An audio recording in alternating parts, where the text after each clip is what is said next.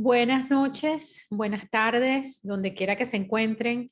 Hi, good afternoon, good evening, wherever you guys are. I want to welcome you all to for being here tonight in this official kickoff of our events and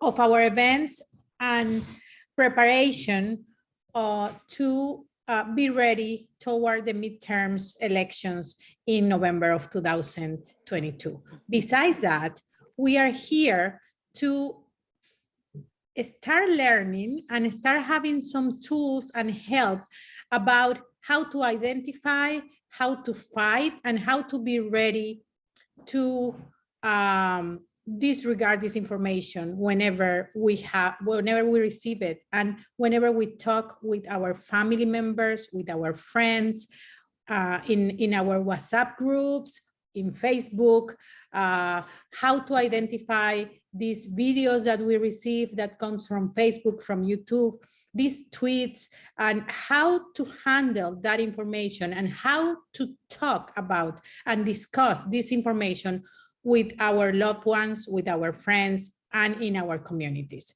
As you guys know, this is a very, very important subject, especially during the last few years, and especially here in the United States, and especially with the Hispanic community, and even more especially here in Florida, where I am, and some of the panelists are primarily working on with all the different organizations that are being taking part in this event. And my name is Adelys Ferro. I am the Executive Director of the Venezuelan American Caucus, and along with PEN America, Hannah Waltz, and a huge and amazing team, we have been able to organize this great event today, and with this amazing panel of experts and people that is ready and are ready to help us to understand and to fight this information back. Thank you so much. And I'm going to introduce now Hannah Waltz, that is going to give more details about tonight's event. Thank you so much for being here. And we're going to go to Congresswoman Debbie. Ade, would you like to introduce? Yes, so sorry. Our first speaker is somebody that many of you know, especially if you are in Florida, and especially if you have a tie with the Hispanic community. I don't think there is not that many people in the Hispanic community around the United States that doesn't know Congresswoman Debbie Mucarsel-Powell. She's a champion of many causes, including the Venezuelan cause, but she's also a champion in the fight against disinformation. She has become an expert during the last few years, and she has been one of the most important voices when fighting disinformation, when we talk about fighting disinformation in the United States and in the Hispanic community. Every single day, if you follow her on her social media, especially on Twitter, you will read about her fight against disinformation. Congresswoman Debbie Mucarsel-Powell, thank you so much for being here, and you got the word. Yeah, thank you. Thank you so much, Ade, and the Venezuelan American Caucus and the PEN American organization for putting this chat together. And I'm laughing because, yeah, the more I try to fight misinformation, it seems like the more we all become targets of that. But before I give my remarks, I want to say, Ade, it's not just me. It really takes all of us, and that is what it's going to take. It's going to take a collaboration of all of our work to make sure that we combat such a threat to our democracy. You know, misinformation is not anything new, but what's happened, especially in the past decade, is that America has seen a surge of misinformation that started targeting only French groups, but now has grown into a massive, well-funded and coordinated effort to reach mainstream audiences across print, social, and mainstream news media. This is obviously a clear and present danger to our democracy. Especially troubling is the rise of misinformation that has flooded Spanish language mediums, including cable TV stations, social media outlets, web-based publications. And now we're also seeing the direct outreach for people that are visiting churches, school functions, community centers, spreading this coordinated effort of false information that really is creating chaos and division in our communities. I think that one of the most dangerous aspects of this effort to undermine our democratic institutions and the ideals of freedom and justice is the coordination of this dangerous false information that is now being propagated with elected officials and individuals in places of power who are corroborating and further spreading lies about government, about our public health system and current events. We can't talk about protecting our democracy without also recognizing and discussing the critical role that journalists, independent journalists, media organizations, and the press perform in our societies. We have seen, especially in the past few years, how journalists, media organizations, and the free press are also under threat here in the United States, but in other countries as well. We have witnessed in the past few years a rise in targeting journalists who have been arrested for doing their jobs, sentenced under false charges. In some countries, journalists are actually murdered by either drug cartels, gangs, but also people in places of power and places that manage democratic institutions, that supposedly manage these institutions. Here, media organizations and journalists have also been threatened and targeted.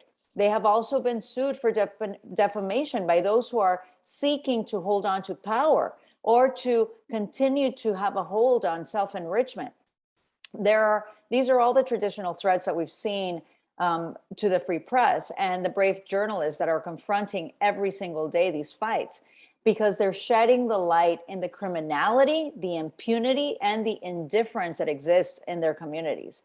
We often see these threats as a threat to our human rights by those who are directly involved, but a threat to the free press, and that targeting to the free press is also a threat to democracy itself, because it erodes the ingredients that democracies need to function on. How do we evaluate candidates and elected officials if they cannot be held to account?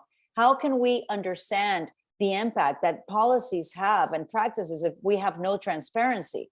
How can we know that our elections are free and fair and credible without having outside eyes overseeing these elections? The stakes right now could not be higher. What's even more worrisome is that we face a more insidious threat to our independent press, to our free press, and to our democracies in the form of this deceptive information that is seeking to divide, to sow fear, and to drive, all for the purpose of driving views and clicks and to increase profit for some of those who are organizing the spread of this disinformation. We know that this is threatening our democracy because it's covering up and it obliterates the facts that citizens need to be able to evaluate and inform their public debate. We are seeing the impacts of this disinformation, especially in our Spanish-speaking communities. And I know that you've all heard the lies around COVID, that vaccines are medical manipulations that are only meant to enrich Dr. Fauci and the Democratic establishment. We've heard that COVID is a hoax.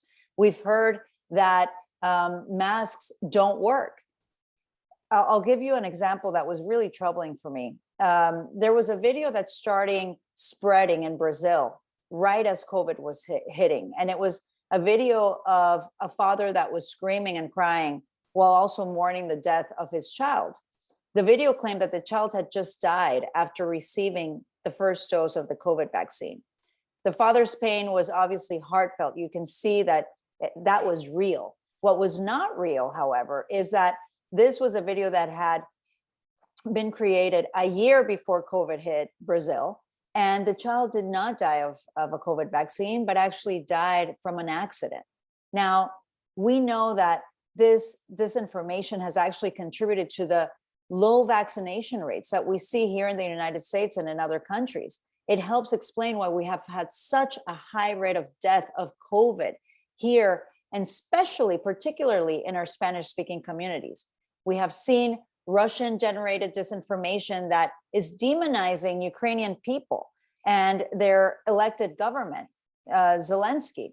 And And we've seen how trolls and farms and bot armies are working to justify Putin's war against the Ukrainian people and their territorial integrity, really creating, again, that doubt on what the purpose of this war, the senseless aggression from Russia into Ukraine is. We are seeing now how political campaigns are now fertile grounds for spreading the disinformation that is taking the darkest suspicions and are making them part of their election. We saw clearly here in the United States after the 2020 election how President Donald Trump started spreading the lie that he had won the election, that the election had been stolen. And what resulted from this lie was an attempted coup to our form of government on January 6th, and that insurrection that left many officials dead and many more injured. Florida has been proven to be now a training ground for national operatives to test false narratives that are targeting Hispanic communities. And then they're using these successful lies and what they see works across various battleground districts in our country. Our Latino communities are now being targeted in South Texas, in Arizona, in Nevada. The same strategy that they use to create doubt in our election systems with false narratives is now being used for the 2022 midterm elections. We have to hold technology companies accountable. They also have a role in making sure that they promote the integrity of online information ecosystems. The disinformation corrodes democracy. It's undermining the citizens' trust in our government. It's undermining the free and independent media and also our public health system. Now, I know that it's easy to start hearing all of this and to feel frustrated and to feel like there's nothing that you can do. But I know that today we have an incredible panel that's going to bring the right spirit of innovation, creativity, and appreciation of the threat that we face so that they can start and we can all start building the roadmap to restore and strengthen open information systems, combat disinformation and misinformation, and stand for truth. We need to make sure that we work together so that our communities are empowered para que nuestras comunidades tengan el poder de poder elegir cuando ellos vayan a votar por personas que tengan toda la información. The information that our communities receive has to be accurate, it has to be based on facts, and it has to be transparent. That's the only way that we will be able to protect our democracy. Thank you, Ade. And with that, I give it back to you.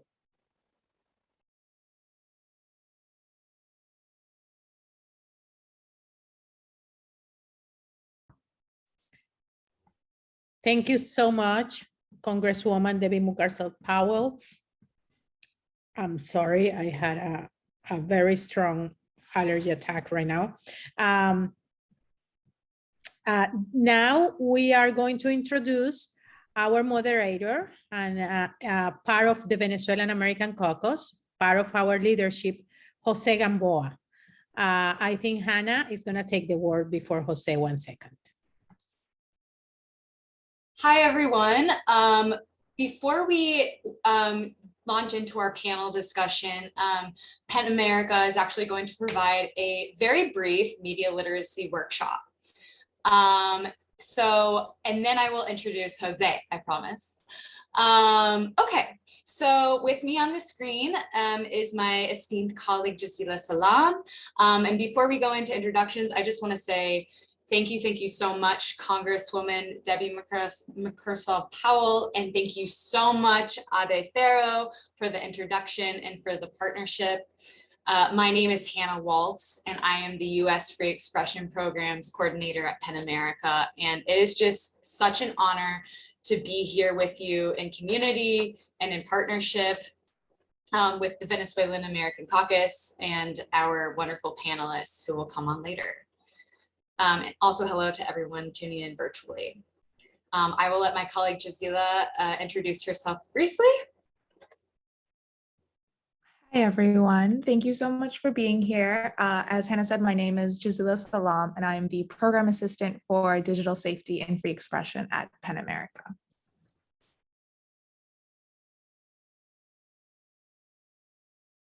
Hannah, you're on mute. Thanks. So if this is your introduction to PEN America, first of all, it is a pleasure. We're grateful for the opportunity to introduce ourselves and our work on disinformation defense, media literacy, and community media. PEN America is a nonprofit organization that stands at the intersection of literature and human rights to protect free expression in the United States and worldwide. We champion the freedom to write, recognizing the power of the word to transform the world. Our mission is to unite writers and their allies to celebrate creative expression and defend the liberties that make it possible.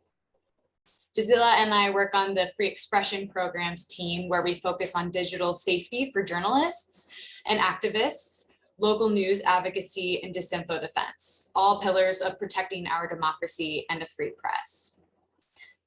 Today, as we mentioned, we'll be going through a brief media literacy workshop to provide a foundation for the following conversation and moderated discussion with truly amazing panelists. So please stick around, and then we'll move into an audience Q&A. We've been at PEN America sounding the alarm about disinformation for the past few years, and these two landmark reports that you see on the screen, published in 2017 and 2019 respectively, explore the way that fraudulent news and online disinformation distort public discourse, erode faith in journalism, and skew voting decisions. I hope to be able to share details of those reports with you eventually, but for the sake of time, I hope that you'll feel free to reach out outside of this workshop. I also wanted to let you know, just kind of orient you to why we're here in this space.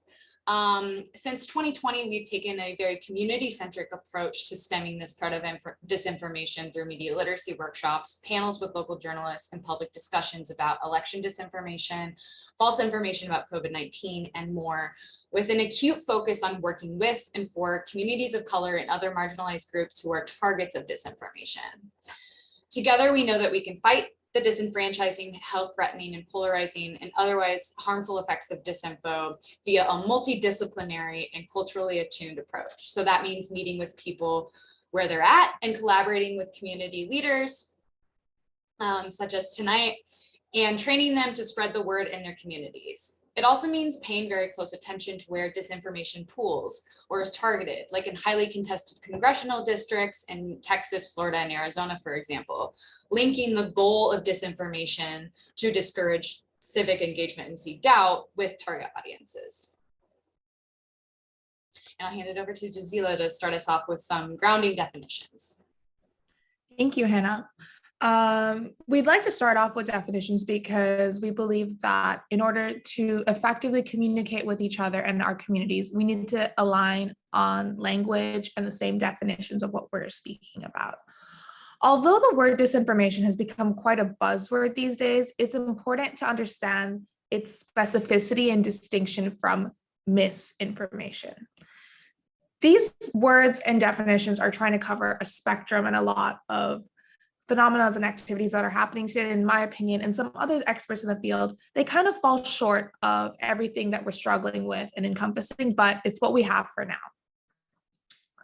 So disinformation is the false information deliberately and often covertly spread with the intent to influence public opinion or obscure truth.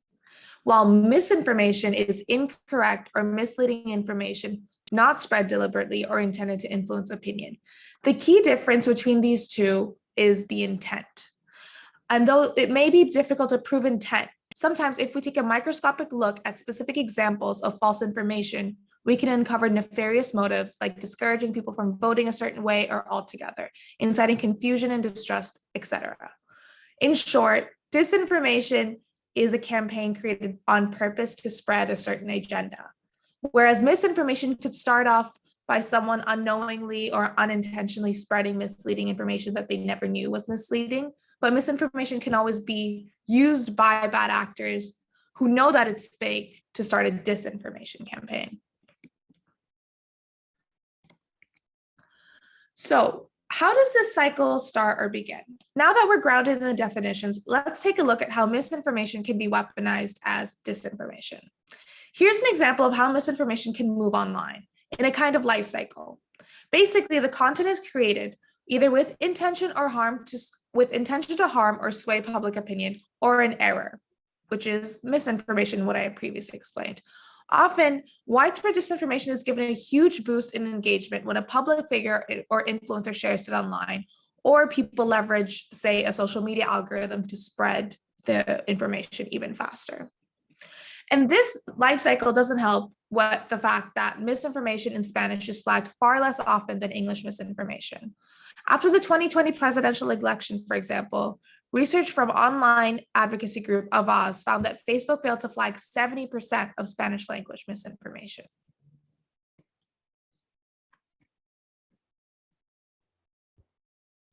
And here's an example of this process in action. What we're looking at on the screen right now is a post from Estados Unidos, fear-mongering about the state of the economy in the United States, amplifying disinformation about the 2020 election being stolen, and falsely claiming President Biden is a puppet and administration is leftist. For those of you who aren't familiar, Estados Unidos is a Spanish language conservative Facebook page managed in the US, but with a large audience in Latin America and other countries. Often used the Epoch Times, a newspaper known for its promotion of right-wing conspiracy theories and translating articles between English and Spanish and pushing unproven claims of voter fraud. When disinformation is translated into or from Spanish, these narratives fragment and multiply, making it even more difficult to spot the mis and disinformation and stop, even more so than what Gisela was just saying about how Spanish language mis and disinformation is flagged far less often. I also want to point out that disinformants will take advantage of wedge issues. So in addition to wedge issues like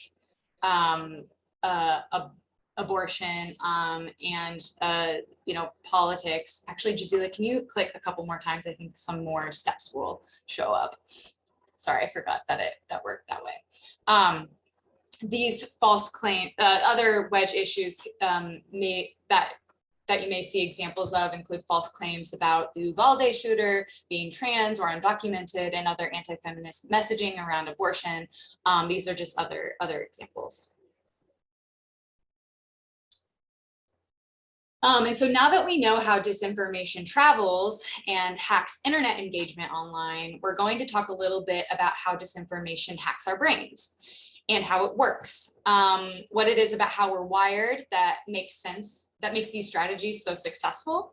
And so this image that will begin to populate represents the kind of perfect storm that disinformation unleashes through our brains. These are the reasons that disinformation works, and I'm not going to call them vulnerabilities because we have the strategies to fight them. And I think it's really important to kind of know how these are working in order to guard ourselves against them.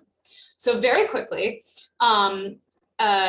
Kernel of Truth refers to the little bit of truth that disinformation is often presented with. So in other words, a post may kind of look real with names of fake organizations or something that appear familiar, or real people's names that are slightly misspelled, or references to people and events that are credible, but the message is distorted.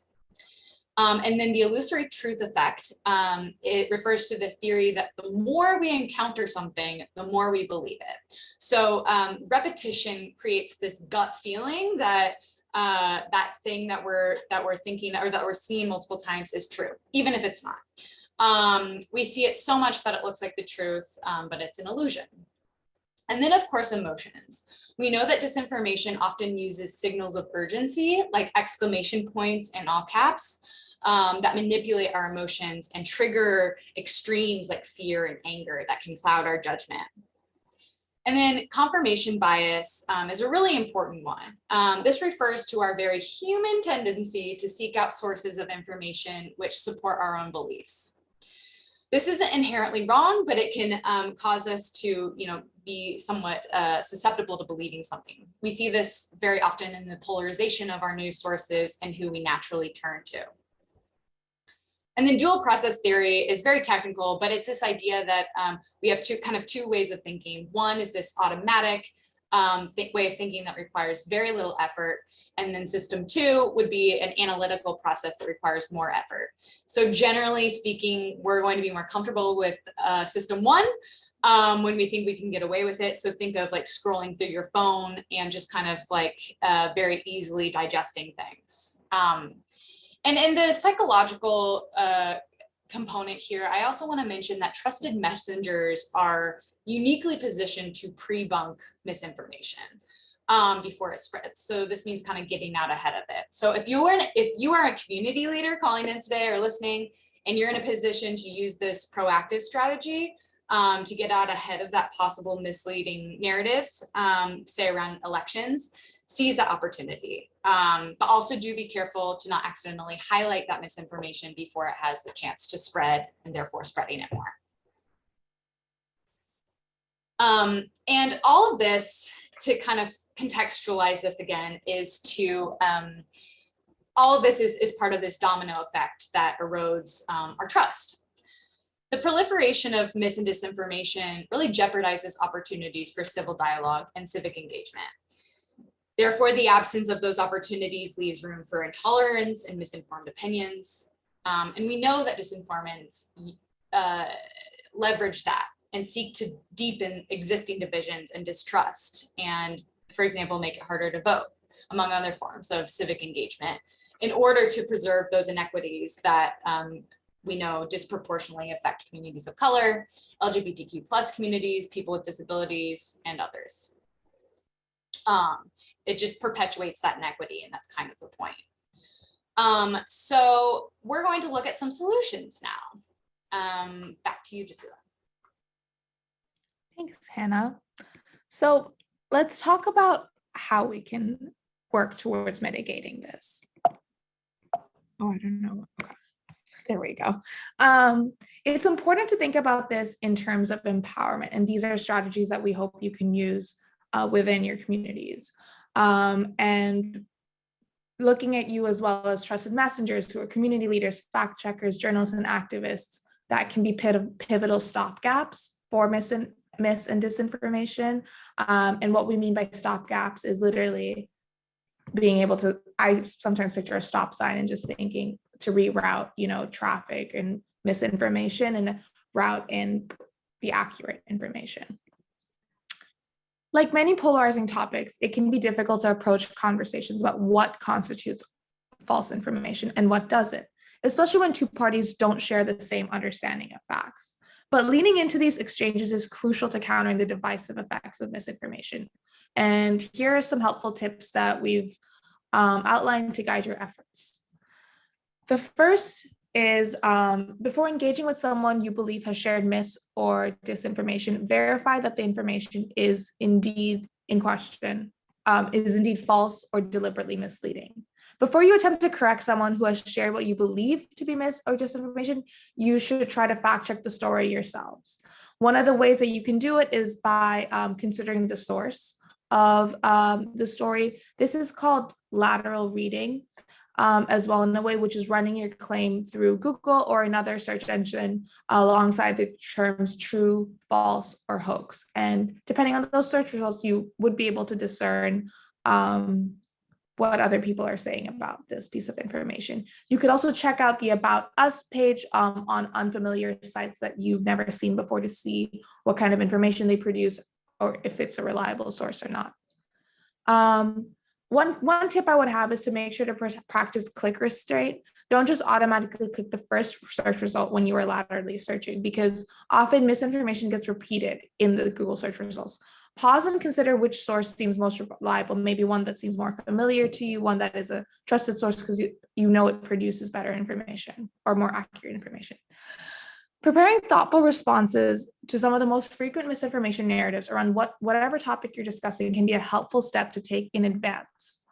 When redirecting someone to credible facts, reference reputable sources as well as trusted community leaders like journalists and organizers, and remember that you can always be a trusted source as well.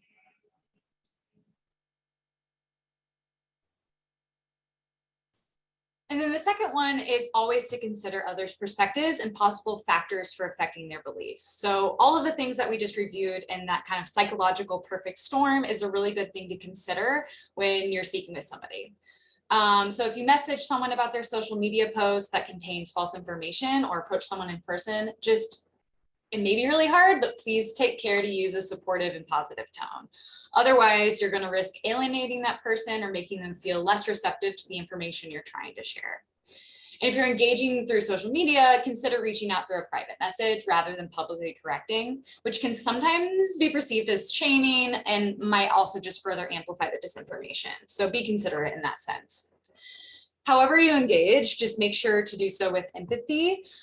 This is huge, and we have lots of kind of other strategies for tackling that on our website, which I will share in a bit.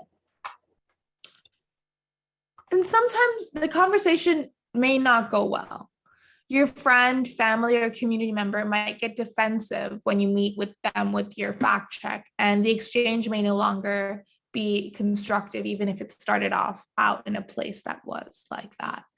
If it seems like the conversation is moving in that direction, just remember that it can be hard for people to accept corrections, and it is tough to change attitudes, no matter how well-grounded your own comments are. Avoid escalation and have an exit plan. Protect your own mental health and come back to this conversation if you'd like to when you think you might have a more constructive approach. And finally, you are community leaders, you are trusted sources, so you have the power to be a resource for others and uplift credible, in language, and culturally attuned information. That's always just the one we like to leave folks on, because you're the community leaders, you know your folks best. It's a good rule of thumb. Part of that includes uplifting local community media. So credibility in local media, and otherwise, it can be any type of media really. It looks like accuracy, citing various viewpoints and perspectives, fairness, correcting and apologizing for mistakes, abundant fact checking, I know we'll talk about that in a bit, and identifying sources and using accurate data, among other hallmarks of ethical journalism. So that's a good place to start. But I really want to emphasize that part of our approach to media literacy at PEN America and disinformation defense it really includes a very intimate relationship with local community media. Not only does it help fight news deserts or information voids, but they're also more trusted than their national counterparts. And so we know that trust is playing such a huge role here, that we need to really lean into the key role that trusted local voices and community leaders can play in helping fight disinfo. And that means really getting yourself super familiar with where the credible community media is. And I know because there are so many community leaders on this call, I just wanted to make sure that we touched on crafting community messaging and just a couple of rules of thumb that we follow. Of course, lead with shared values, highlight credible, trusted sources, as we've just mentioned, uplift those sources that are, culturally attuned in language, and avoid polarizing or alienating content. Also really powerful can be to remind your audience that media literacy is empowering and then clearly explain how. So sometimes folks will hear the term media literacy and already be like checked out, but you don't have to use the term media literacy. You can call it something else. You can call it being well-informed, to the point of empowerment, etc. Just as long as you can get across the idea that being, a good digital citizen and it doesn't even have to be digital, just a good information sourcer can be a really empowering way to live your life.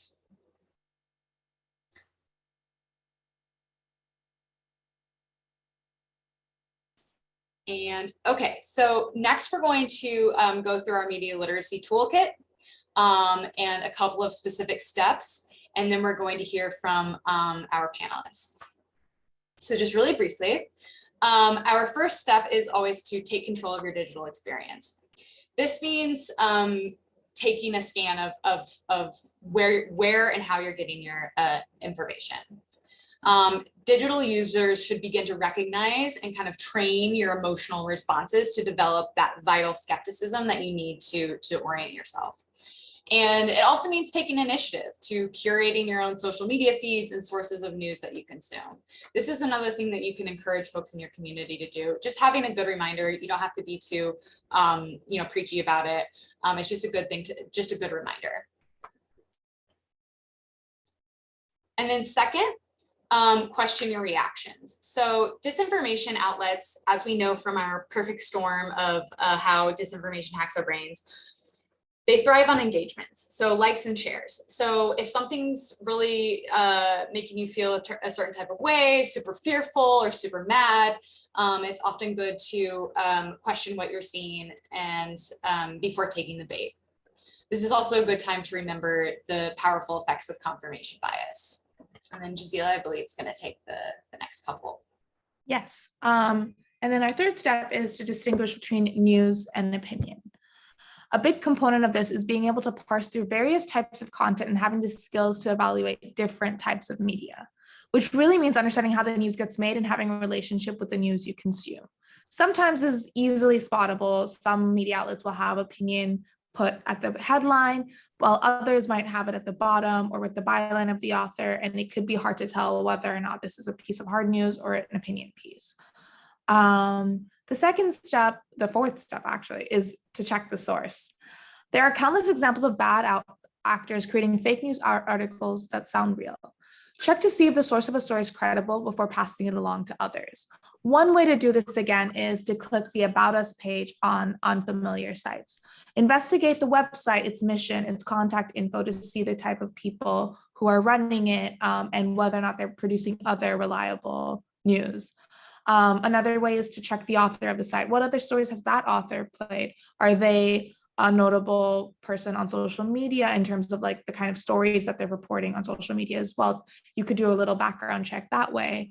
Another tip would be to check the date of the article. Reposting old news stories doesn't really mean that they're related to current events, and they could be very outdated. And in that way. And lastly, when fact checking before you share, and you're not sure how true a story is, run it through Google or another search engine alongside the terms true, false, or hoax, like I said earlier. This is called lateral reading. My last tip between all this is to actually read the full article as well, see what the content is saying, and whether or not within that they're citing other reliable sources, and if other people during your search engines search of the article are also saying the same thing with the same citations.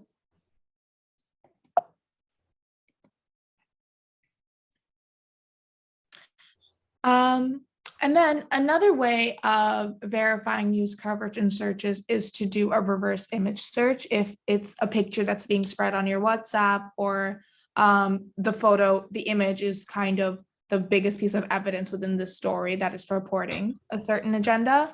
And one really simple way that you can do that is actually just to right click on the image, and then you'll see a little bar tab option to reverse image search. And it's really great because you can have multiple search engines doing it as well. And if you do a little Google search of it, you'll be able to see the other articles and websites where the same image is being reproduced. And the really neat thing about that is then if you're seeing that, you can maybe trace the origins of this photo. Maybe it's someone else's photo that is being used in a completely different context. Or you could fact check and see, like, are other organizations using the same photo and are they reliable? And that is also a way of fact checking. Another way you could do reverse image search is actually if you have the image saved on your desktop or your phone, you could just drag it into the search bar if you don't have it online, if you found it through a different app. And another way to do it is if you actually click on some of the photos themselves. Google has a really great tool called Google Lens, where you can also right click and search through using Google Lens, and that will actually show you where pieces of the same image are being reused if someone's decided to crop a photo or something else. Okay, so I don't think we need to convince anybody of the extreme importance of Spanish language fact-checking resources. But definitely wanted to just include this slide. We include this in all of our media literacy trainings, just to really emphasize the point that social media platforms aren't doing enough. We really need to uplift and support Spanish language fact-checking initiatives. I know we're going to hear from some folks who are doing this on the ground. And we also wanted to share with you a few of our own favorite fact-checking resources that we believe are really amazing tools. And so, you know, feel free to take a screenshot, and we'll be sending these in our follow-up resources as well. Of course, FactChequeado, Latino Anti-Disinformation Lab. There are just so many amazing resources out there that I hope you will check out. And then we'd just like to say one last thank you to our co-sponsors for the event. All these amazing folks here have helped us organize this incredible session tonight. And I think that's where we'll leave you. And I will now take the opportunity to introduce Jose. I'm going to bring you to the screen. Okay. So a really easy transition from a whirlwind media literacy workshop. Thank you so much for letting us lay the foundation for you all. And without further ado, I am super honored to introduce Jose Gamboa, who is an immigrant from Venezuela and has been living in the United States for the past 6 years. In Venezuela, he worked as youth outreach director for Voluntad Popular and Juan Guaido, and he was a political science student at Universidad Central de Venezuela until he had to escape Venezuela due to political persecution. Jose currently works at ActBlue as a politics and elections associate, helping state and local candidates build online fundraising plans. And he is pursuing a bachelor's on international and global studies at the University of Central Florida and is a member of the Venezuelan American Caucus. Jose, take it away. Thank you so much, Hannah. Hi, everyone. Thank you for joining us. Gracias a todos que se están conectando, for being with us today to talk about this very important issue that is plaguing our community, which is misinformation. I'm very honored today to be moderating this discussion with amazing panelists who are working on the ground with fantastic organizations to fight misinformation and advocate for our community. So I'm going to take a moment first to introduce all of these panelists. And the first one here we have is Tamoa Calzadilla, who is the managing editor of FactChequeado and former director of elDetector, the Univision Noticias fact-checking platform. She has led live digital TV fact-checking coverage and alliances with other media, organizations, and universities to combat disinformation that mainly affect Latinos.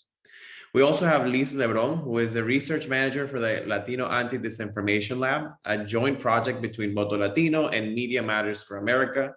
Liz drives the lab research into disinformation campaigns that target the Latino community and threatens its access to the ballot box.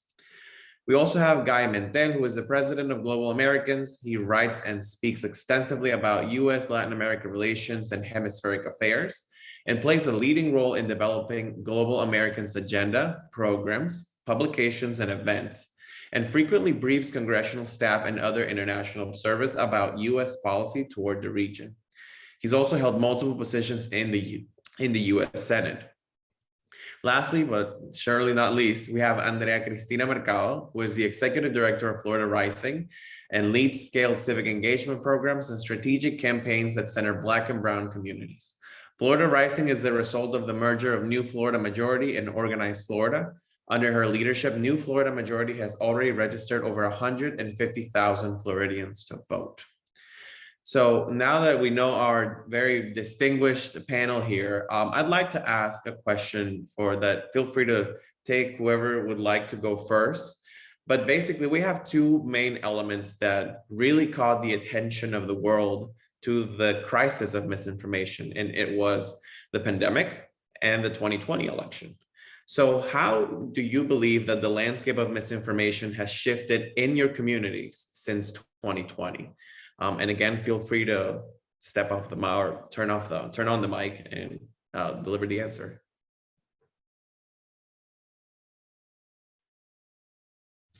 Nadie, quiero empezar. Buenas tardes, buenas noches, Andrea, Cristina. Excited to be with everyone today. So I can start by sharing. I mean, those of us working on the 2020 elections in particular were really disturbed by the level of disinformation that we were seeing, particularly here in Florida. It was surround sound. It was on the radio, it was on digital, it was on WhatsApp, it was on Facebook, it was being repeated in the community. And, I remember after the 2020 election, coming together with Latino leaders across the state, some of whom have been part of this conversation today, to talk about, how concerned we were about how much disinformation had been escalated. And again, from the wonderful presentation that PEN America gave, deliberate, intentional, maliciously repeating lies and not fact-based content. And we sent around, we had over 100 Florida Latino leaders sign on to a letter calling on media outlets to do more rigorous fact-checking, sharing some of our concerns about what we experienced here in the 2020 election. And then we actually released a report, collaboration between Florida Rising, Prospero Latino, Latina Comunica, and the Miami Freedom Project, where we listened to hours and hours and hours of Spanish language radio from the week of the insurrection. So just this one snapshot in time, looking at 4 radio hosts, and everyone is welcome to check out the report on nomasdisinfo.com, where we you can see all of the clips, so you can listen to it for yourself, and then we transcribed it into English. I mean, you can see that the week of the insurrection, we saw Spanish language radio hosts denying that the insurrection was happening. We saw them blaming it on Antifa and Black Lives Matter activists, continuously, energizing anti-Blackness, continuously energizing machismo and kind of the worst aspects in our community. And then having zero accountability. It wasn't only the radio hosts who were repeating the lies that the election laws in Pennsylvania were unconstitutional. And this is in January, months after the election, where they're still repeating the lies of a fraudulent election. You actually had members of Congress calling into these shows and saying things in Spanish that they would never say in English. And I think that this has been really elevated by some of our national partners, that we're not seeing, when there's content in Spanish, it's not being as scrutinized as content in English. And that's true on radio, and that's true on digital. But I think I'll say that also, just, I'll stop by saying I'm really heartened by the way that organizers and organizations across the state have stepped up to create our own content, because it's not just about studying the disinformation that's spreading in our community and holding people accountable. It's actually about, the best solution to disinformation is sharing fact-based content. And it's been really amazing to see the ways that so many people have been coming together, and so many organizations and new podcasts and new content creators and organizations really leaning in to sharing fact-based content en la comunidad. Thank you so much, Andrea. And you mentioned something very specific, which is a lot of these new challenges that we're facing with misinformation have come through things that maybe in our country are non-traditional ways of communication, right? So we've seen how the use of radio programs, which is still very prevailing, specifically among older Hispanic communities. And we've also seen how all sorts of social media platforms are now spreading any sort of misinformation many times without being checked. And the fact that a lot of the misinformation that's checked is mainly done for English messaging and not a lot of Spanish information. So, and this is kind of like a second, like a 2-question part, but also a follow-up to that. And also anyone can feel free to jump in. But in your perspective, how do you believe that we can address this unique challenge, right? So Florida being such a diverse state and even Latino populations across the country, but that fear of socialism and the use of radio platform and digital tools. And also, where are the gaps that we're currently missing or that we should be addressing? And again, this is open to everyone. Hi, Jose, and hi, everybody. I want to first thank the Venezuelan American Caucus and PEN America for hosting this conversation that's just so important. Good to see you again, Andrea. Andrea mentioned something that's really important, and that's accountability.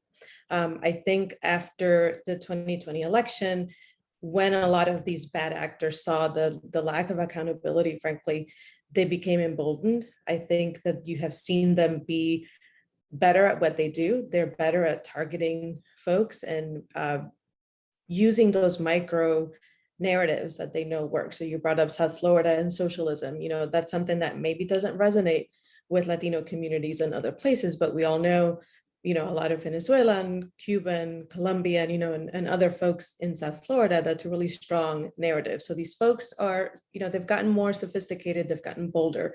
As for what we can do, I want to echo what Andrea said. Producing more content is so key. But I also want to point out the challenges of doing that in a place like South Florida. I have read many accounts of folks who have tried to speak out, and there is a backlash. You know, the disinformation is something that's been going on in South Florida for a very long time. It's been really controlled, radio in particular, really controlled by a lot of right-wing voices that are not necessarily fact-based. And when you try to come up against, you know, media platforms that have been in place for decades and say, hey, that's not exactly an accurate narrative, there can be a backlash and people are afraid. People can also be afraid of speaking about what are considered controversial topics. You know, for example, there's this myth that, you know, Latinos are all religious and socially conservative, and, you know, you can't talk about certain topics. And when you see disinformation about things like reproductive rights, which has been in the news a lot lately, that, you know, you have to be afraid of speaking about that because you're going to lose the Latino vote, right? And the truth of the matter is that's not true. You know, Latinos are way more progressive on issues like gun safety and reproductive rights than people think. Tomorrow, Voto Latino is actually releasing some polling that we did, so you can look for that in Politico and The Hill, showing that there's actually overwhelming support for those issues. But when it comes to countering disinformation, I think a lot of folks in our community who have a strong voice, who are community leaders, who are those trusted messengers, hold back, because there's this fear of backlash against really established outlets that have been sitting there, you know, spewing disinformation, misinformation, or things that are out of context for a very long time, and have a lot of political power in some corners of their markets. And there's also a fear of losing Latino voters on the part of some elected officials because they're afraid of talk about controversial issues. And, you know, I would challenge folks to look beyond that. I think this is the moment to do that. I think, as Andrea said, a lot of folks have joined this coalition and have really been speaking out. And I think this is a moment where you'll see more support. There's a new initiative for to move away from conservative radio in South Florida and other markets that just happened last week. I think that's a great start. And, you know, this is the time. It's up to us really to do it and to speak out and to be the ones that are out there countering those narratives. Thank you so much, Liz. And that is so true. You know, you mentioned the topic of reproductive rights. The same thing happens with things like marriage equality, right? So marriage equality is something that's real in, I think, all but 3 countries in South America. And so we think that those are taboo topics when in reality, many countries have already taken step in those directions, and it's something that takes part in social conversations. But, you know, you mentioned the challenges and how hard it is to sometimes, you know, people having to come up and take a public position and trying to get people away from the misinformation. So, and I'd like to direct this question to Tamoa or Guy, because they have not participated yet. But if you could share perhaps a successful story of when we've been able to bring people or a section of a community or even someone out of that shroud of misinformation. Hi, everyone. Thank you for having me. I'm so excited to be here with you. Gracias por esto. Qué gusto conocerlos. Y a ti, José. paisano venezolano también. We created Factchequeado just to fight, no? To fight and to work together to combat disinformation, especially mis and disinformation targeted at Latino population, no? I led the first fact-checking platform in Spanish in the US, the Univision Noticias, but we think that it's not enough work.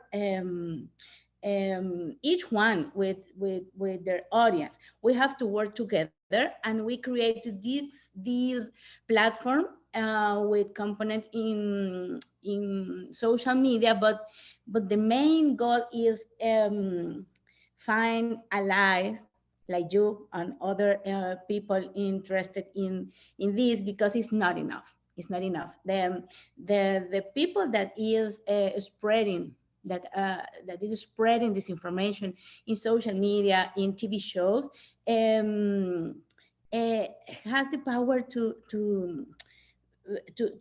went viral, to viralizar the lie. For example, the big lie is the main issue that we are working on since 2020 or before, because the President Trump spread this theory before the election, right? The main problem with among Hispanics and the platform is, I think that someone mentioned that Facebook is, for example, Facebook has the effort with 70% the flags in English, but that decreased to 30% in Spanish. And we have a lot of work, and I think that the best that we have to do is work together. And in Factchequeado, we are looking for allies, a fact-checking platform, media outlet, political figure, etc., to combat disinformation targeted at the Latino population. We have some examples. We have to share some examples. President Biden in a video, for example, before the invasion in Ukraine, saying something in English with wrong subtitles in Spanish, saying we are going to attack Russia, for example. Is a perfect example for me when you are targeted people that doesn't speak English, right? And we have a lot of examples, but the main message here is that we are going to work together. We are we want to train people to do fact checking in Spanish, but people that know the reality of the Hispanics in the United States. Jose, if I could jump in really quickly, Tamoa, I'm so glad you brought up the issue of counter disinformation by the platforms and the resources that they spend on English disinformation versus non-English. I wanted to point out that figure you gave, and I'm not sure what the exact number is, but you said 70%. I think it's in that neighborhood. The other 30% is not for Spanish language disinformation. It's for disinformation that is not in English, in all other languages. So we don't know exactly how much of the rest of that you are right is dedicated to Spanish language disinformation.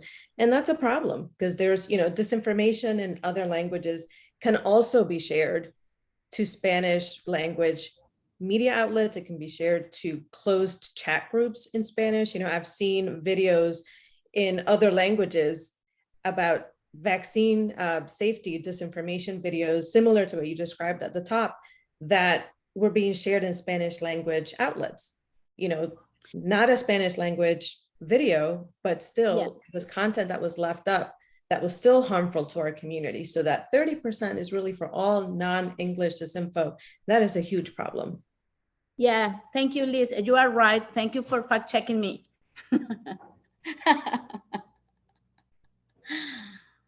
Guy, I think you were also going to take over that question. So if you have something to add to that, please go ahead and do as well. Yeah, thank you so much for the opportunity. Thank you to our amazing co-sponsors and hosts. Thank you, Ade and Hannah and everyone else who helped organize it. So I was going to respond, Jose, to your question about kind of what can be done. I think it's a privilege for me to be on this panel with these amazing other panelists who have covered so much ground already. I thought the training was fantastic. But we at Global Americans, we just released a report on disinformation in Latin America and the Caribbean. And it was our view that that report, when it started, that project was trying to fill a void that was largely unaddressed in the literature, which was how is misinformation, disinformation, and propaganda disseminated in Latin America by foreign state media sources and then consumed by Latin American audiences. And through that work, I think we've gained a real comparative region-wide perspective on not only disinformation, but some of the policy prescriptions that have come out in recent years to try to counter it. I think for us, and I think this was touched upon in the training a little bit, but I want to maybe put a fine note on it. One of the kind of major findings of our studies on disinformation was that the engines of mis and disinformation, rather than creating social dysfunction out of nothing, are actually reflecting and amplifying pre-existing social fault lines. And so for us, that's where we see misinformation's big impact on public policy, both domestically and internationally. We also see a sort of parallel effect here, which is as we become more polarized and fall back into tribalism, we become therefore more susceptible to misinformation and disinformation. And I think there's no doubt that there's been this sort of rising tide, as Congresswoman Mucarsel-Powell noted in her introduction, of mis and disinformation. And I think a lot of that, in terms of our work, has been kind of elevated in the context of the COVID-19 pandemic, where there was this real surge of misinformation intensifying around the widespread use of scientifically unproven and potentially lethal remedies. And the cost of these kind of mis and disinformation efforts and campaigns, at least in some cases, can be measured in human lives. We see it spreading through Facebook, through WhatsApp, through traditional media, such as television and radio, and it's sowing the sort of skepticism toward the very vaccines in that case that represented our greatest chance at turning back the pandemic. But of course, that parallel exists outside of COVID, where the goal of disinformation broadly is to sow skepticism and to sow distrust in institutions in ways that sort of plays on a pre-existing divisiveness and anger and longstanding trust or distrust in democratic processes and institutions. And so when you ask kind of what can be done to counter this, I think so much was covered in that training that we had just a bit ago.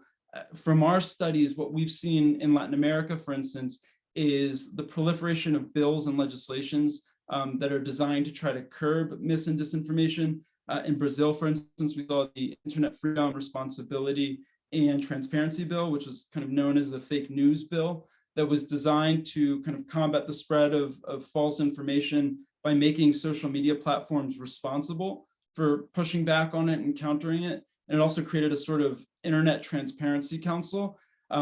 There are obviously problems with that in terms of freedom of expression. We've also seen kind of other Latin American countries looking to criminalize the dissemination of fake news. We've seen early proposals in Chile and Colombia and in Panama and El Salvador.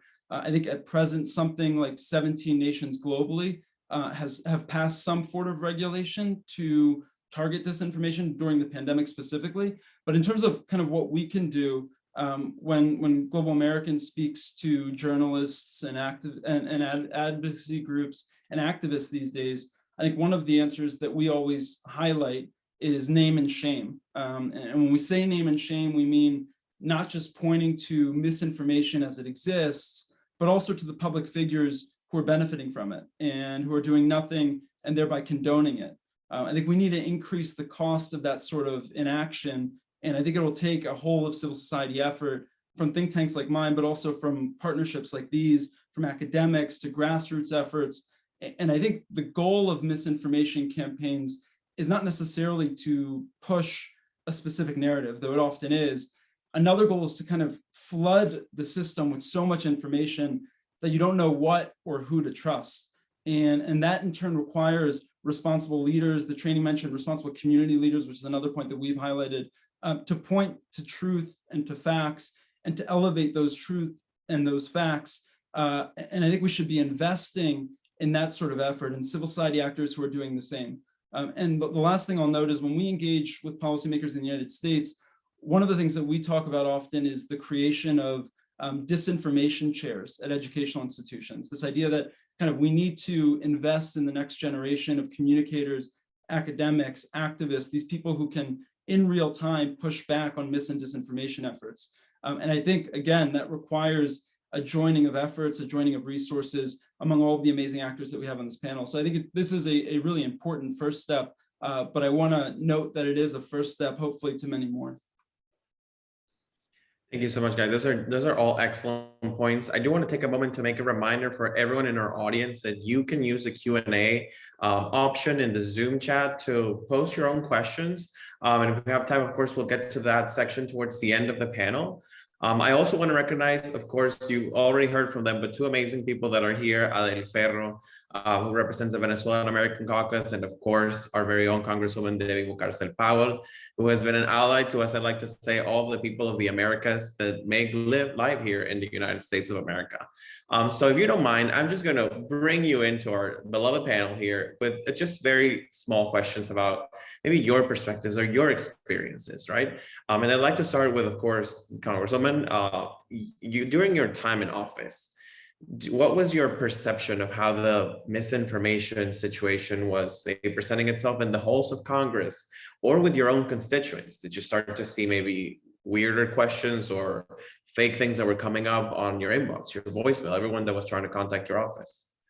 Yeah, what a great question, Jose, because I remember sitting in the Judiciary Committee and we would have hearings on gun violence or criminal justice reform or DACA, giving a pathway to citizenship to our dreamers. And I was shocked to hear the amount of lies that were coming out of congressional members from the other side, right? From Republican Congress members. I couldn't understand how you could be a sitting member of Congress and sit on such an important committee, which was the Judiciary Committee, and just spew lies, criminalizing immigrants, accusing all immigrants of being rapists and criminals, and using the word of God in a way that was extremely misleading, just making up false information, accusing, of course, once again, if you remember the whole Benghazi issue around Hillary Clinton, continuing to promote that lie, where we all know, and she had 11 hours of hearing where she actually was never found of any wrongdoing at the time. And so it was really incredible to me to hear that. Now, I think, like what Guy was mentioning, the opportunity presented itself to really take advantage of promoting these lies and the misinformation during COVID, because people were much more isolated. They were at home really looking at their phones, in front of their WhatsApp chats, in front of social media, consistently looking at the news. And there was that opportunity to take advantage of people's isolation, of people's fears, and it worked. And I think that we had the perfect storm of a very difficult presidency during the Trump years, combined with a devastating pandemic, and in combination with some alliances with bad foreign actors that know exactly how to create chaos, sow division, sow distrust. And so we saw this perfect storm of this growth of misinformation. And it was really, it started to become much more apparent to me when I started going out and knocking on doors, even though, we were all going through the pandemic and I was trying to do it as safely as possible, but it was very important to me to talk to the people in my district. And I did sense all of a sudden the same people that I had spoken to, months before, there was a change and you could just feel it on the ground. And I don't know if the other panelists would agree with me on that. You could just feel the negativity, the mistrust, anything that you said, it couldn't possibly be true. And that's the intent of misinformation, to sow distrust so that either citizens refuse to participate in, as citizens of their nation, really taking those rights to participate in the election, or voting the wrong way because they were being presented with false information. And of course, I started seeing then all the information that was coming up, either through some of the Spanish radio stations here, the insert that was included in El Nuevo Herald, in the Miami Herald, which I presented to my team, and then we uncovered that it was actually an insert that had been included in the Herald for 6 months before the election, really spewing lies about the election and vote by mail and racist slurs, anti-Semitic slurs. So what has been incredible now for me is that after the election, after Biden won the election, and after the January 6th insurrection, we have seen not only this misinformation continue, but we've seen that elected officials are actually the ones that sometimes even start with these lies, which are really hurting our communities, right? I mean, if you put politics aside, because I've seen misinformation spread also from some members of the Democratic Party, not elected officials per se, but people from the far left. I have seen that as well. But it's much more prominent from Republicans, from Republican elected officials, from right-wing outlets. And so that is why we have to make sure that our communities have the appropriate factual information so that they can make their own decisions.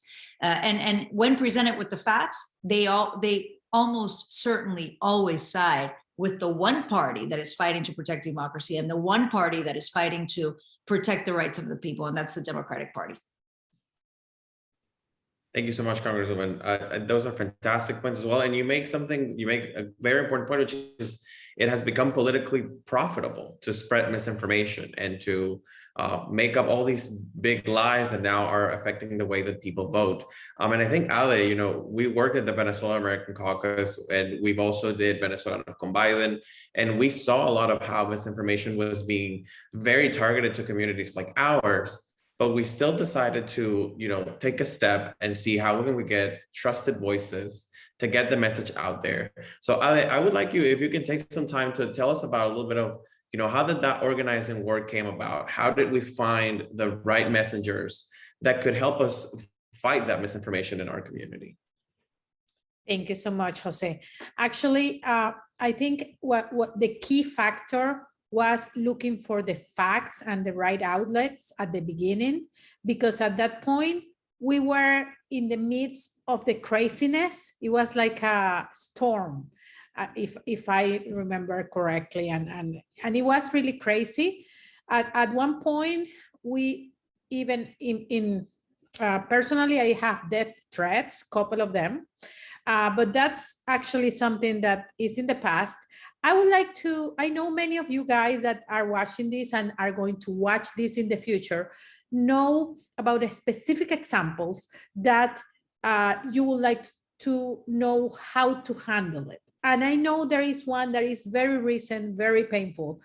And that is something that is, I think, the consequence of everything that has been going on in this disinformation machinery, which is the malinformation. This has been, the disinformation and the misinformation has been developing and evolving and to malinformation. And I'm talking about Uvalde shooting. Right away after the Uvalde shooting, immediately, less than 24 hours after, there were pictures of a young transgender that were used to identify the shooter. Those pictures were not his. And actually the actual boy, the actual girl had to come out and say, please do not use my pictures. And I received those pictures through WhatsApp myself. And this is what we are facing right now. So I would like to ask our panelists to tell us how we as individuals, as regular people, can handle something like that as soon as we get that information in one of our social media accounts. I don't know if Andrea or Liz wants to jump in and help us with that. Thank you. That's an excellent question. It's a very frustrating situation to be in because, chasing narratives is really not the answer. And I think Andrea hinted at this earlier that, 2 years ago, nobody was monitoring Spanish language disinformation, and there really was a need to do that. to identify the scope of the problem. I think we've gotten there. There's a lot of organizations who are at least identifying the disinfo. From an organizational standpoint, chasing false narratives is a dead end. You know, what you need to be doing is creating spaces for truth to exist where people can find the actual information, right? But when somebody sends you a particular piece of content, the number one thing I would say is do not amplify this content. These folks who do this really do live off of your engagement with their content. Do not amplify the content. You know, whenever I speak about disinformation, I never say, oh, this outlet said this and I saw this here. Never. I always say, you know, there's this information about this topic and I've seen it on these platforms. I don't share it. I don't, it's certainly not live. I may take a screenshot of it for a presentation or something, but I don't ever put anything in a place where somebody could take it from my presentation and spread it to their network. So that would be number one.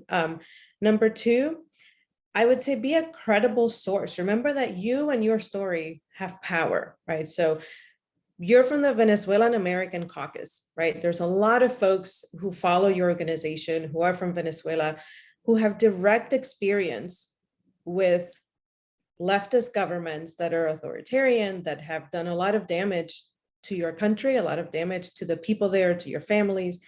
And you know, speak about that, you know, so when somebody says to you, oh, this politician is a socialist, you know, or this party, you know, the Democrats are socialist, speak to it, you know, say directly, listen, I am from there, you know, you know, some of the folks you connected me with, Luis, I see you on here, hi, you know, said to me directly, look, I was physically threatened or physically harmed, or my business was, you know, ransacked or damaged, you know, the Chavista sent police to come and actually confiscate things from my business. You know, speak to your experience and let people know what it is. You don't have to, you know, browbeat people or shame people, make people feel badly about sharing something, because that does alienate people. You know, there is something to be said for just saying, hey, I'm from Venezuela. This is my experience. This is my truth. And what you're saying to me does not resonate with me at all. What you're telling me about socialism here, I don't see that here at all. This is my experience. Do you want to learn about my experience as a Venezuelan, you know, American? Can I tell you about what I went through in my home country? You know, and I will tell you that right now at Voto Latino, we're testing a lot of ads and content and things and messages and messengers to see how to deliver things like that to people. And we don't come out and say, oh, you think this person is a socialist, you're wrong, you know, that's not true.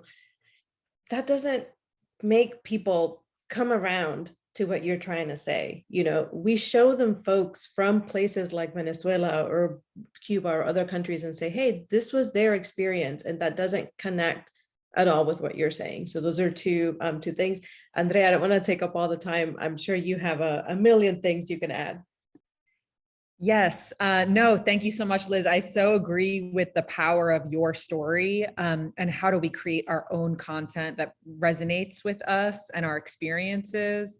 Want to encourage folks to follow Latinas en Marcha. For folks here in Florida, Latinas en Marcha has been creating content to be amplified and to be shared. And we've actually started a Promotoras de la Verdad program, where dozens of Latinas across the state have signed up to be Promotoras de la Verdad. They have like hats and shorts and everything. They go out there and will canvas, and we'll go, you know, we did that during legislative session when we saw here in Florida what was happening in Tallahassee. There were a lot of lies about what was in Tallahassee. About our schools and about our teachers and about our history. And so, you know, actually doing something about it in person, en persona, tocando puertas, talking to people in community, but also on the interwebs, on social media and on WhatsApp. And so we've started Miércoles Sin Mentiras, where every Wednesday, the promotoras get sample content that they can share. And we encourage people to share as ambassadors on their Facebook, on the WhatsApp and the chats that they are a part of. And, you know, and I think it's important to name, like for us, it's part of like building a new majority coalition. So organizing Latinas to be in formation with Black folks, with other people in this state, with young folks, with LGBTQ folks, with people who want a Florida for all of us, where all of us can thrive. And, you know, I see amazing examples of this in other states around the country, from North Carolina to Arizona, but we know that they're we are ground zero here in South Florida for disinformation, that the right is investing millions of dollars in year-round organizing and communications to test their disinformation strategies, and then they export that around the country. And so we are also the front lines of resistance and of creativity. And so, you know, I think there's a lot happening here that can be amplified and supported, and really thankful to the Venezuelan American Caucus and to everyone for being part of this conversation and this ongoing work. Thank you so much, Andrea. And I want to build up on that just for a second to encourage everybody that all these organizations that are here or that you are hearing from here, follow them on social media, follow their websites, so you can also have access to the resources that they continuously post to fight disinformation.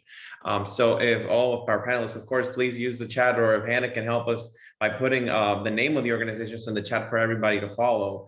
I think that would be a great service to everyone, right? And for the cause that we're fighting for. I do want to take a moment as we start to close out the panel to, you know, add some time to get questions from our audience that we've been getting on the chat. And the first one I see here is, what can we do about codes that we hear on social media or radio that we think lead to GOP gatherings? What can we do if we see patterns of behavior of people change on social media, perhaps through pressure from the GOP or from other extremists? And this question from the audience is open to any of our panelists.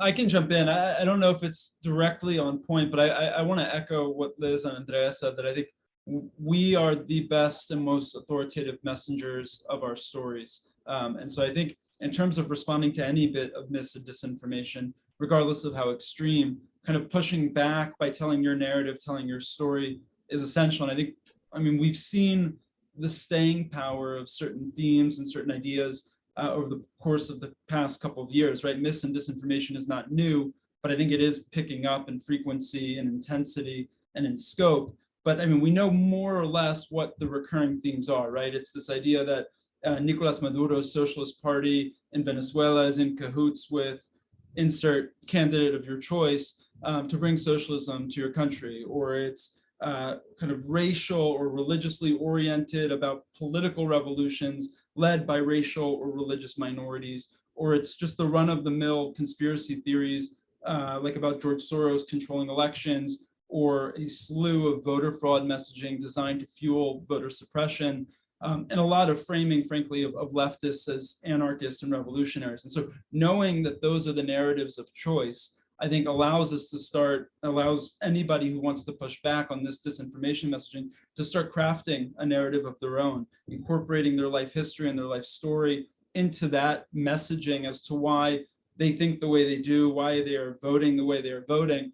And again, I think it requires an investment in independent media that is actually lifting up truth. It requires an investment in civil society actors like those on the panel who are lifting up truth. But it also requires proactive messaging such that you're not necessarily always on the defensive. I'm not this, I'm not that, but rather I am this. This is why I believe this way. And this is why I find resonance in XYZ policy platform. So in short, I think it requires a whole of civil society effort. I think particularly for immigrant or diaspora communities who are seen as kind of less wedded to traditional party power structures. These are folks who have sometimes lost everything under authoritarian regimes back home, and they come to the United States or wherever they are thinking that they're going to be safe from that ever happening again. And so I think that rhetoric is particularly palpable and moving for those communities. And I think we know that. And so devising proactive talking points that push back on it, and again, doing it in community, I think is essential. Thank you so much, Guy. And we're coming up on time, but these are two questions that I would like to address, and we can keep them just short answers, perhaps just so make sure that folks can get the answers to that too. So we have one here of, in the process of fact checking and refining credible information, do we risk being drowned out by simple yet misleading or wrong disinformation? I'm assuming that's maybe on our side trying to found counter info. What do you think is the middle point on this? Again, we'll still try to keep it short, so we'll have the last question then. I can answer. I see you raising your hand. Go ahead. When we are doing this fact checking,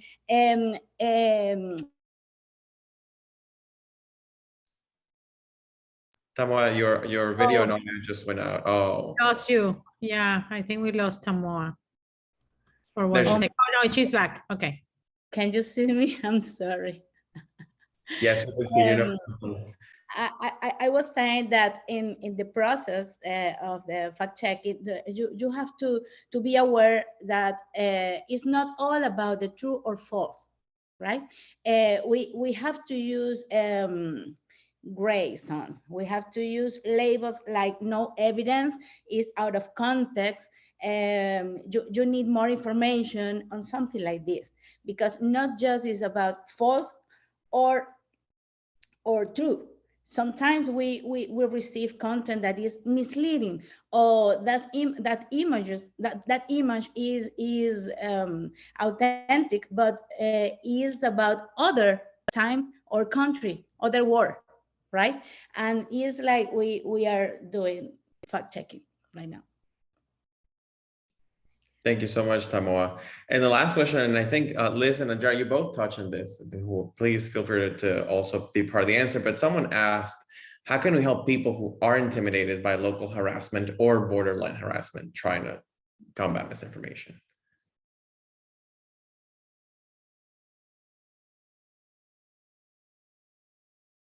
I mean, I think the biggest thing is if you feel intimidated, like don't engage, like Liz said, but look for ways that you can amplify fact-based content. Even if you only, even if you don't have 10,000 followers and you have a few hundred, like, how do you lift up fact-based content to the people that you engage with, to your family, to your friends, in your spheres of influence, on the WhatsApp chats that you're a part of?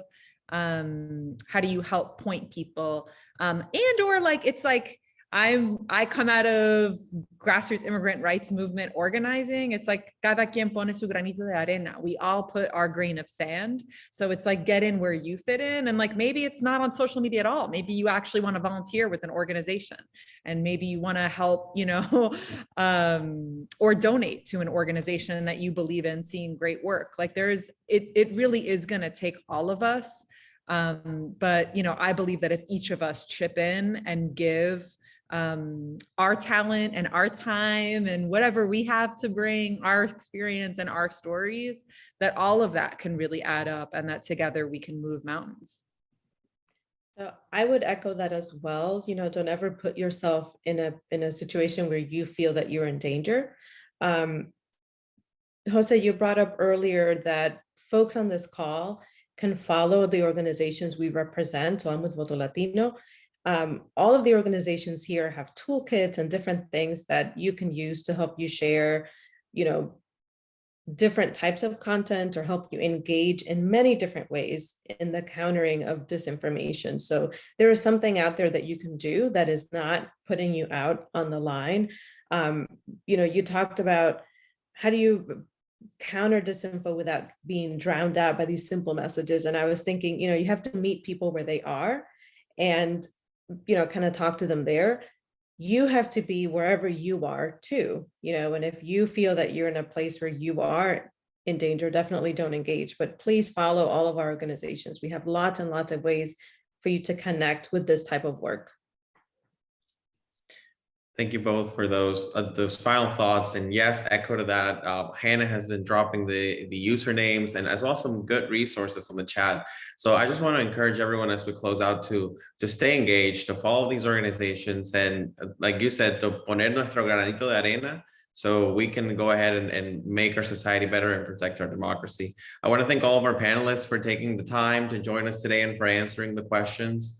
And I'm going to hand it over to Hannah, but also adding thanks to PEN America, and of course the Venezuelan American Caucus for putting together the event. And I believe Ade and I are just going to sign out and say thank you so much to everyone. You know, this was a huge team lift, and just really, really thankful to be here in partnership and in community, as I mentioned at the beginning. This would be the time in real life where I would bring out a bouquet of flowers to Ade. So I wish there was like a little Zoom flower emoji that I could provide here.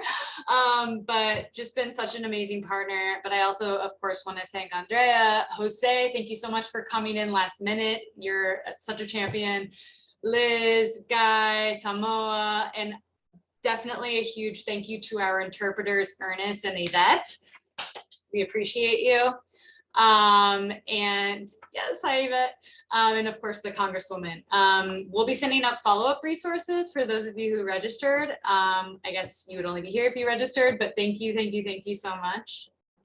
Ade, I don't know if you wanted to say anything. Yes, I know there are so many people that couldn't be here, and there are going to be people that is going to watch it either tomorrow or during the weekend.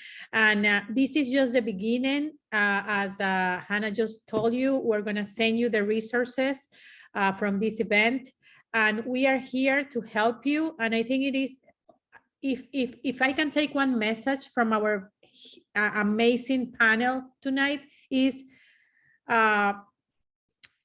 get yourself the tools, but base yourself on the power of your story. Is your message, if your truth, beyond fighting with somebody or just opposing what they're saying, you have a truth. And you can, if you have the truth and you got the power of that knowledge, that's more than enough to make yourself heard in your groups, in WhatsApp, in your social media, with your family, with your friends. We are here to help you. Please follow Andrea. Please follow Liz. Please follow Voto Latino, Florida Rising. Please follow Guy, Global Americans. They are actually, I just got an amazing email from Guy today regarding Venezuela. You're gonna know more about this in the next few days. Please follow Tamoa Factchequeado. Make yourself get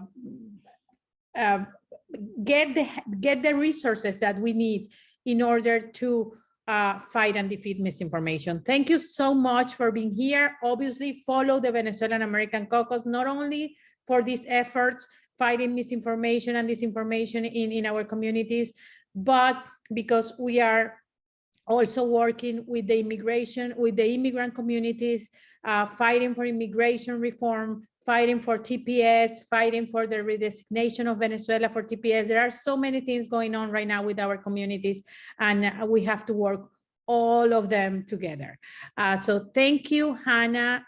You are now my friend, and I really appreciate everything that you have done to make this event possible. Thank you to again, Tamoa, Andrea, Liz, Jose, Congresswoman Debbie, Guy, Yacila, our amazing interpreters. Thank you, everybody. And we are here for you. We are here for our communities, and we will be here during the whole process toward the midterms and beyond. Thank you so much.